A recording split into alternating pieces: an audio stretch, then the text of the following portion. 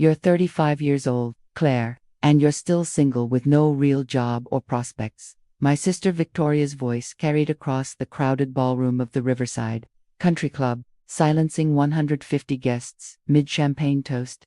She stood on the small stage next to her fiancé Brandon, the microphone she'd grabbed to give her thank you speech now weaponized against me. But what she didn't know was that in exactly 4 minutes, Governor Patricia Hayes would walk through those double doors for a surprise appearance, and my carefully constructed double life was about to detonate in the most spectacular way possible. Should I have told my family the truth years ago, or was watching my sister's face turn purple when she discovered who I really was worth every second of this incoming disaster? My name is Claire Donovan, and I am about to explain how I became the Chief of Staff to the Governor of Pennsylvania, while my entire family thought I was an unemployed loser living off savings. Let me take you back 6 hours to when this nightmare began. I was in my office at the State Capitol building in Harrisburg, reviewing emergency preparedness protocols for an incoming winter storm, when my phone buzzed with the 17th text from my mother. Claire, please tell me you're coming to Victoria's engagement party. Your sister will be devastated if you miss it. It's at 6 p.m. Don't be late. Wear something nice. Please try to look presentable. I glanced at my Armani suit, the one I'd worn to brief the governor on legislative strategy that morning, and sighed. In my mother's eyes, I was still the disappointing daughter who'd dropped out of family expectations. My assistant, James, knocked on my door. Claire, the governor wants to go over the infrastructure bill timeline before her meeting with the transportation secretary. Tell her I'll be there in 5 minutes, I said, typing a quick response to my mother. I'll be there, promise. What my mother didn't know, what none of my family knew, was that for the past 8 years, I'd been working 80-hour weeks in state government. I'd started as a junior policy analyst right out of grad school, worked my way up through sheer determination, and 2 years ago, at 33, I'd become the youngest chief of staff in Pennsylvania history. I ran the governor's office. I managed a team of 47 people. I coordinated with federal agencies, negotiated with legislators, handled crisis communications, and made decisions that affected 13 million people daily. My salary was $185,000 a year. I owned a townhouse in downtown Harrisburg. I had a retirement fund, excellent health insurance, and more responsibility before 9 a.m. than most people handled in a month. But my family thought I was a failure. It started innocently enough. 8 years ago, when I got my first government job, my father had asked what I did. I'm a policy analyst for the state, I'd said proudly. He'd frowned. That sounds like a fancy name for a secretary. When are you going to get a real career? Maybe go to law school like Victoria. Victoria, my younger sister by 3 years, was in her 2nd year at Yale Law. She was the golden child, beautiful, ambitious, dating the son of a federal judge. I'd tried to explain, Dad, I analyzed legislation, write policy briefs, coordinate with. Sounds boring, he'd interrupted. No offense, honey, but government work is for people who can't make it in the private sector. You should aim higher. After that, I stopped trying to explain. When I got promoted to senior analyst, then to deputy director, then to the governor's policy director, I kept it vague. Still working for the state became my standard answer. They heard what they wanted to hear, that I was stuck in a dead-end government job, probably making $40,000 a year, going nowhere. When I became chief of staff, I made a decision.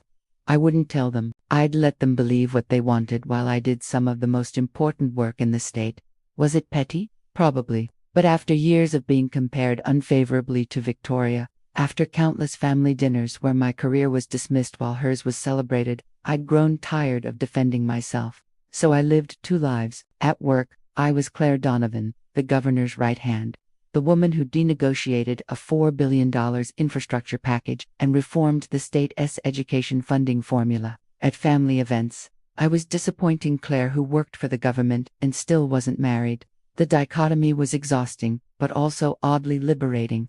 Which brings us to Victoria's engagement party. I left the Capitol at 5 p.m., drove the 90 minutes to Philadelphia, and arrived at the Riverside Country Club at 6:30 p.m. I was late.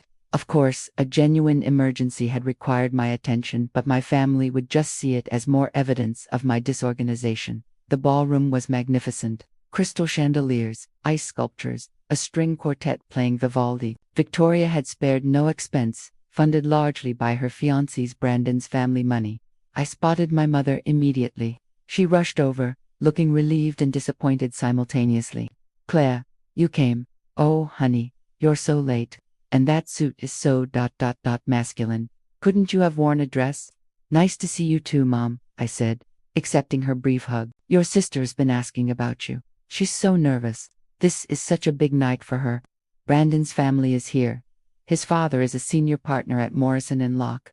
You know, very prestigious." "I know, Mom. You've mentioned it 17 times." She didn't catch my sarcasm. "Come on, let's find Victoria." My sister stood near the stage, radiant in a cream-colored cocktail dress, surrounded by admiring friends. When she saw me, her smile tightened. "Claire, you actually made it." She air-kissed near my cheek. "Though I see you're still married to those boring suits. Congratulations, Vic. Brandon's a lucky guy." "Thanks." She lowered her voice. "Mom told me you're still at that government thing." "No judgment, but have you thought about what's next? You can't do clerical work forever." I smiled blandly. "I'm figuring it out." The party continued.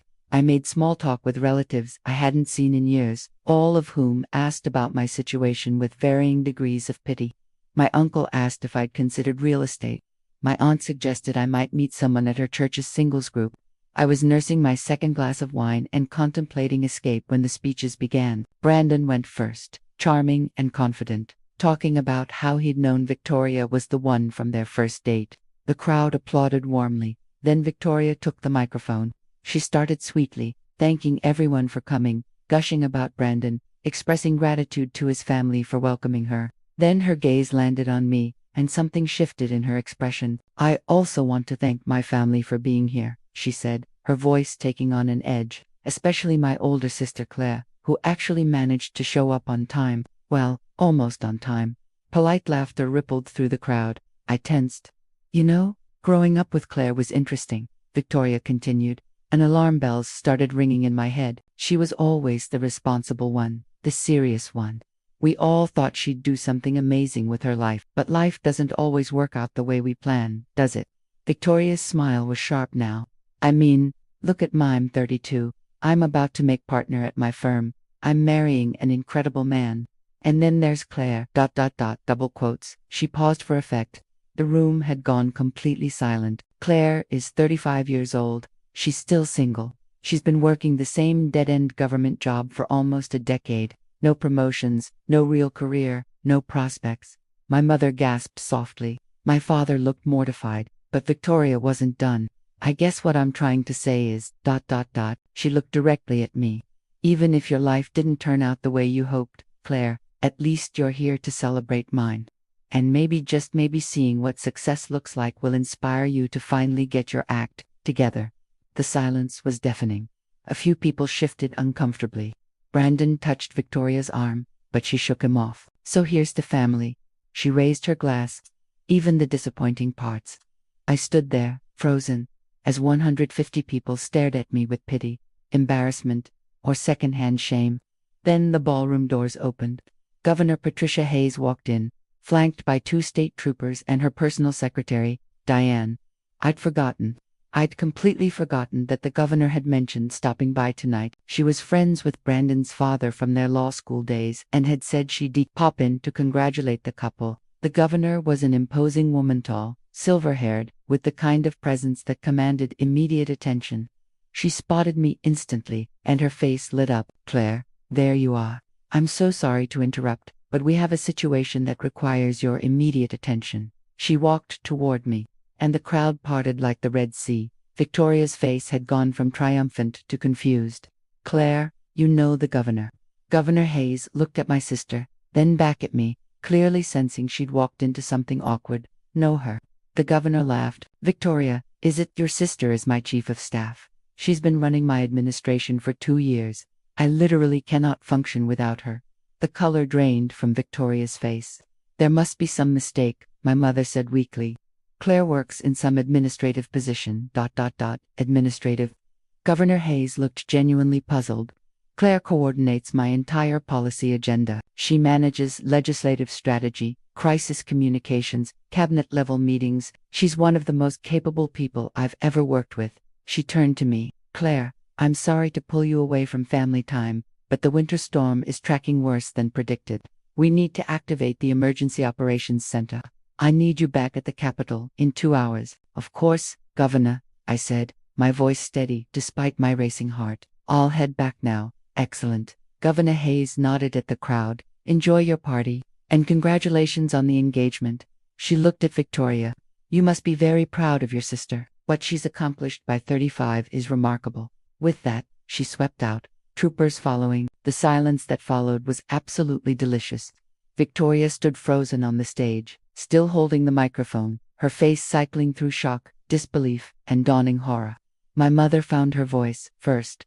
Claire, you're the governor's chief of staff. Have been for 2 years, I confirmed calmly. Before that, I was her policy director for 3 years. Before that, deputy director of legislative affairs. But you never said. I did say, Mom, many times. You just never listened. My father stepped forward. Why didn't you correct us? Why let us think? Think what, Dad? That I was a failure? Because that's what you told me 8 years ago when I started, that government work was for people who couldn't make it in the private sector. He had the grace to look ashamed. I turned to Victoria, who still hadn't moved. For what it's worth, Vic, I really am happy for you. Making partner is a big deal. Marrying Brandon is wonderful. You should be proud. But you let me, her voice cracked. You let me humiliate myself. No, I said firmly. You humiliated yourself. I just stood here and let you talk. Brandon finally spoke. Claire, I had no idea. My father mentioned knowing the governor's chief of staff, but I didn't realize it was you. Most people don't, I said. I prefer to keep my personal and professional lives separate. My uncle, the one who'd suggested real estate, cleared his throat. So, Claire, you must do pretty well for yourself. I smiled. I own a 3-bedroom townhouse in downtown Harrisburg. It's in a historic district, fully renovated, paid half in cash. More stunned silence. I need to go, I said, setting down my wine glass. The governor wasn't kidding about the emergency. We're expecting severe weather that could knock out power for 200,000 people. I need to coordinate the response. I walked toward the door, then paused and turned back. Victoria, congratulations again on your engagement. I hope you and Brandon are very happy together. I looked at my parents. Mom, Dad, I love you, but I'm done pretending to be less than I am, to make family dinners more comfortable. I left before anyone could respond. In my car, my phone was already buzzing with work messages. The storm was intensifying. We had decisions to make about road closures, emergency shelters, utility company coordination. I drove back to Harrisburg, back to my real life, where I was valued and respected and trusted with enormous responsibility. 3 days later, after the storm had passed and we'd successfully managed the crisis, minimal casualties, efficient power restoration, strong interagency coordination, my phone rang. It was Victoria. Claire. Her voice was small. Can we talk? I'm listening. I'm sorry for what I said at the party. I was awful. Yes, you were. I think I was jealous, she admitted. You always seemed so confident, so sure of yourself. And here I was, feeling like I had to prove something, and you just existed, doing your thing, not caring what anyone thought. I cared. I said quietly, I cared a lot. That's why I stopped telling you all the truth. That's fair. She paused. Mom's been crying for 3 days. She feels terrible. She should. Dad wants to take you to dinner, to apologize properly. Maybe, I said, when things calm down at work. Claire. Are you ever going to forgive me? I thought about it. Eventually. But Vic, you publicly humiliated me at your engagement party. That's not something I can just forget. I know. Her voice broke. I saw the news coverage of the storm response. They interviewed the governor, and she mentioned you by name, called you indispensable. She's generous. No, she's right. I Googled you. Did you know there are articles about you? About being the youngest chief of staff in state history? About the education funding reform you spearheaded? I was aware. I'm an idiot. Not an idiot, I corrected. Just, self-absorbed. But you can work on that. She laughed weakly. Will you come to the wedding? It's in June. I'll think about it. 6 months have passed since Victoria's engagement party. The story made local news, not because I wanted it to, but because someone at the party recorded Victoria's speech and the governor's entrance. It went viral in Pennsylvania political circles. Governor Hayes thought it was hilarious. "Best entrance I've ever made," she told me. I did go to Victoria's wedding. She kept her speech short and didn't mention me at all, which was probably wise. My relationship with my family is slowly rebuilding. My parents now understand what I do. Mom even attended a public hearing where I testified before a legislative committee. She cried afterward and told me she was proud. Victoria and I have coffee once a month. She's working on being less competitive, and I'm working on being less secretive. It's progress. As for me, I'm still the governor's chief of staff, still working 80-hour weeks, still making decisions that affect millions of people. But now, when someone asks what I do, I tell them the truth, because I learned something important that night at the Riverside Country Club. Hiding your light does unprotect you from judgment. It just means that when the truth finally comes out, the explosion is bigger. My name is Claire Donovan. I'm 35 years old. I run a state government by day and disappoint my family slightly less by night. And I've never been more comfortable with exactly who I am.